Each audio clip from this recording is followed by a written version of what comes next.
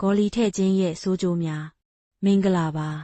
ညီမရဲ့မျက်နှိုး YouTube Channel လေးကနေကြိုဆိုပါရရှင်ညီမတို့ရဲ့ Channel လေးကနေကျမရေးဗဟုသုတတွေနေ့စဉ်တင်ပေးမှာဖြစ်တဲ့အတွက် Subscribe နဲ့ Notification ဘဲလေးကိုနှိပ်ပေးခဲ့ကြပါဦးနော်အမျိုးသားတွေကြားမှာဂေါ်လီထဲ့ခြင်းခေတ်စားလာတာအခုမှမဟုတ်ပါဘူးဟိုးရင်ခေတ်ဆက်လေး15ရာစုတွေတဲကတရုတ်ပြည်ဘက်မှာထည့်ခဲ့ကြတာပါနောက်ပိုင်းအရှေ့တောင်အာရှဘက်ကိုရောက်လာပြီးခေါ်တာတောင်မှ Burmese bells ပါတယ်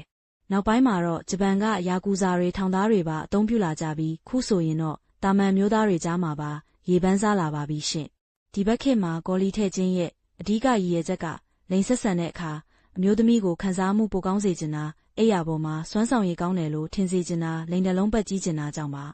ဒါပေမဲ့ဂေါ်လီထဲ့တာကအန္တရာယ်ကင်းတဲ့ကိစ္စတော့မဟုတ်ပါဘူးနောက်ဆက်တွဲပြဿနာတွေလည်းများပါတယ်ဒါကြောင့်ခုနောက်ပိုင်းမှာဂေါ်လီထဲ့တာရဲ့ဆိုးကျိုးတွေကိုသိအောင်လို့ပညာပေးလာကြပါပြီနော်မြန်မာနိုင်ငံမှာဂေါ်လီတရားဝင်ထည့်ပေးလို့ရလားများသောအားဖြင့်တော့ဆေးဘက်ဆိုင်ရာဝန်ထမ်းတွေကမထည့်ပေးပါဘူးဘာကြောင့်လဲဆိုတော့နောက်ဆက်ပြောမဲ့ဘေးထွက်ဆိုးကျိုးတွေကြောင့်ပါပဲဒါကြောင့်တရားမဝင်ဆေးကန်းတွေမှာထည့်ကြတာကာလသားအချင်းချင်းလက်တဲ့ဆန်းပြီးထည့်ကြတာတွေရှိပါတယ်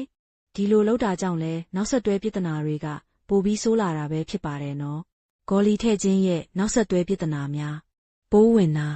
ခုနကပြောခဲ့သလိုတရားမဝင်ဆေးကန်းတွေမှာလှုပ်တာအချင်းချင်းလက်တဲ့ဆန်းပြီးလုပ်ပေးကြတာတွေကြောင့်ပိုးဝင်တတ်ပါတယ်နော်ဘာပဲဖြစ်ဖြစ်ဒါကခွဲစိတ်မှုအသေးစားပဲလေတချို့တွေမှာပိုးဝင်တာတိတ်ဆိုးပြီးလိန်တရှူအတွင်းပိုင်းထိဗီဒီတာမျိုးထိဖြစ်နိုင်ပါတယ်ယောဂပိုးကူးစက်ခံရတာဂေါ်လီထဲ့တာကအသေးရောင်အသားဝါ BC နဲ့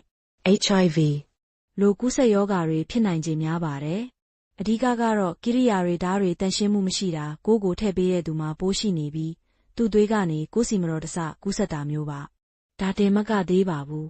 ဂေါ်လီထဲ့ပြီးလိန်ဆက်ဆန်တဲ့အခါမိန်းမကိုလန်းချောင်းပေါက်ပြဲပြီးအထက်ပါယောဂါတွေအပြင်လိန်ကနေတဆင့်ကူးစက်ယောဂါတွေပါဖြစ်နိုင်ခြေများစေပါတယ်နော်ထင်ထားသလိုလိန်စိတ်ကျေနပ်မှုမရတာ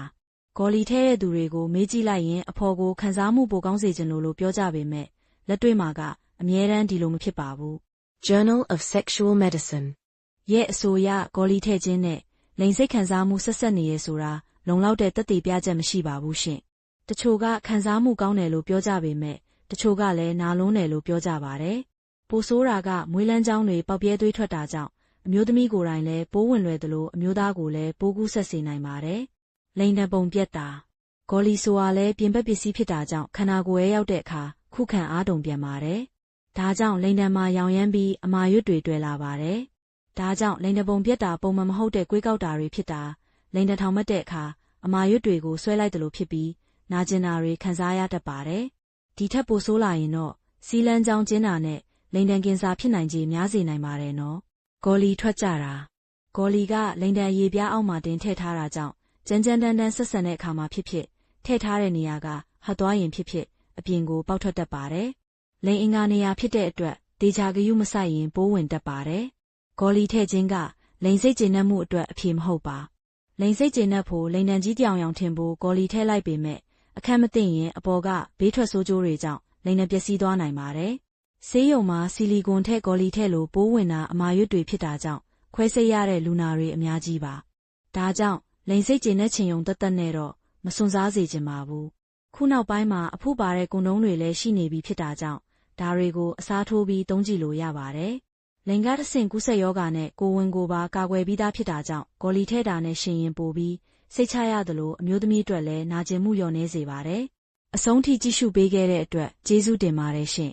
ညီမတို့ရဲ့ channel လေးကနေကျမရေးဗဟုသုတတွေနေ့စဉ်တင်ပေးမှာဖြစ်တဲ့အတွက်Subscribeနဲ့ Notification ဘဲလေးကိုနှိပ်ပေးခဲ့ကြပါဦးနော်